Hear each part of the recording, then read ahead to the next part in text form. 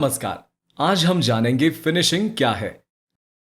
भवन की दीवारें, दरवाजे, खिड़की इत्यादि की सतह को अंतिम रूप देने की प्रक्रिया को फिनिशिंग कहते हैं। फिनिशिंग में प्लास्टर करना, चिनाई पर पॉइंटिंग करना, दीवारों पर putty, plaster of Paris, painting करना या लकड़ी के सामान पर वार्निशिंग और पॉलिशिंग करना इत्यादि कार्य शामिल है। इस वीडियो में हम प्लास्टरिंग के विषय में बात करेंगे। भवनों की आंतरिक और बाहरी दीवारें एवं सीलिंग को यूनिफॉर्म सरफेस देने के लिए प्लास्टर किया जाता है।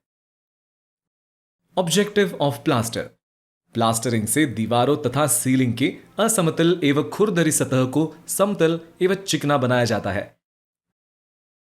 यह ब्रिक वर्क की किसी भी कमी को ढकता है और बारिश से अतिरिक्त सुरक्षा देता है तथा दीवारों पर पेंटिंग करने हेतु एक समतल सतह प्रदान करता है। टाइप्स ऑफ प्लास्टर: प्लास्टर कई प्रकार के होते हैं, जैसे कि cement plaster, gypsum plaster, grit wash plaster इत्यादि। साधारणतः ब्रिक वर्क के इवन सरफेस पर 12 मिलीमीटर और रफ सरफेस पर 15 मिलीमीटर का प्लास्टर किया जाता है। रीइंफोर्स सीमेंट कंक्रीट सरफेस पर 6 मिलीमीटर का प्लास्टर किया जाता है। 15 मिलीमीटर से अधिक मोटे प्लास्टर को 2 लेयर्स में किया जाना चाहिए। स्कैफोल्डिंग: स्कैफोल्डिंग दो तरह की होती है, 2 वर्टिकल सपोर्ट वाली डबल स्कैफोल्डिंग और सिंगल वर्टिकल सपोर्ट वाली सिंगल स्कैफोल्डिंग। प्लास्टर करने के लिए सिंगल स्कैफोल्डिंग लगाई जाती है। सभी सपोर्ट सीधे एवं मजबूत और हॉरिजॉन्टल पीसेस के साथ बंधे होने चाहिए, जिनके ऊपर स्कैफोल्डिंग प्लैंक्स रखे जाएंगे।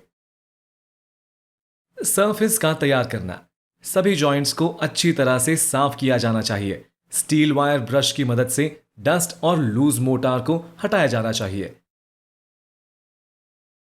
ब्रशिंग एंड स्क्रैपिंग द्वारा एफ्लोरेसेंस को हटाना चाहिए।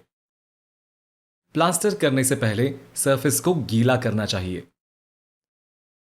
सीमेंट, सैंड, मोर्टार: प्लास्टर करने हेतु निर्दिष्ट अनुपात में सीमेंट तथा फाइन या कोर्स सैंड से मोर्टार तैयार किया जाता है। साधारणतः सीमेंट मोर्टार 1:4 या 1:6 में बनाया जाता है, जिसमें 1 सीमेंट की मात्रा को और 4 या 6 सैंड की मात्रा को दर्शाती है।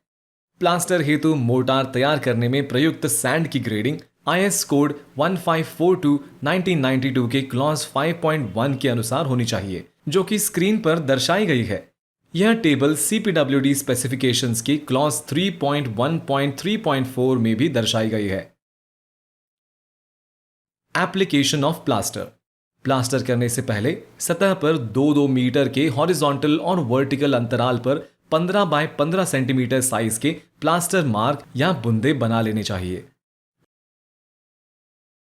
प्लास्टर करने के लिए सीमेंट सैंड मोर्टार को ट्रैवल की मदद से सरफेस पर लगाया जाता है और फिर उसे वुडन फ्लोट और स्ट्रेट एज की सहायता से ट्रू फिनिश सरफेस में लाया जाता है। प्लास्टर को ऊपर से शुरू करते हुए नीचे फर्श तक लाना चाहिए।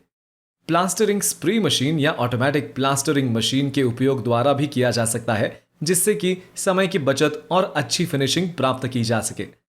जहां मात्रा अधिक हो या समय की कमी हो, वहां इसका उपयोग किया जा सकता है।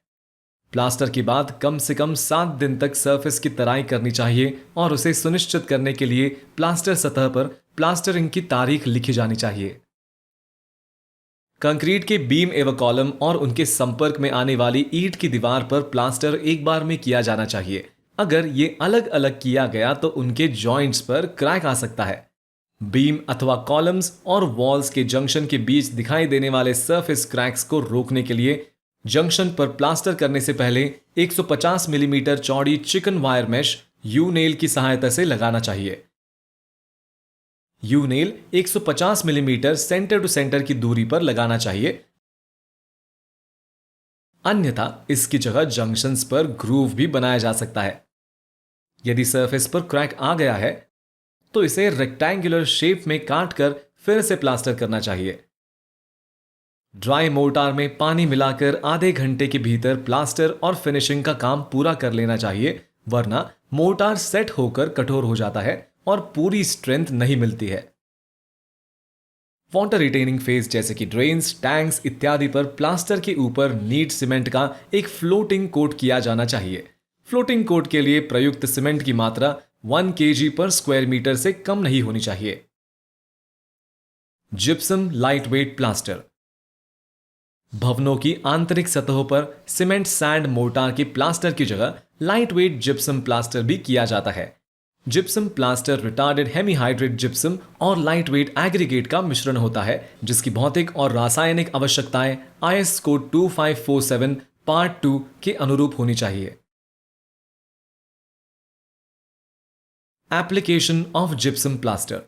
रेडीमेड जिप्सम प्लास्टर को एक पानी और 2 जिप्सम प्लास्टर के अनुपात में या निर्माता के निर्देशानुसार पानी मिलाकर सीधे ईंट, AAC ब्लॉक अथवा RCC की सतह पर लगाया जाता है। एडवांटेज, इससे सतह में श्रिंकेज क्रैक्स नहीं आते। यह फायर रेजिस्टेंट, लो थर्मल कंडक्टिव और अब्सॉर्बेंट होता है।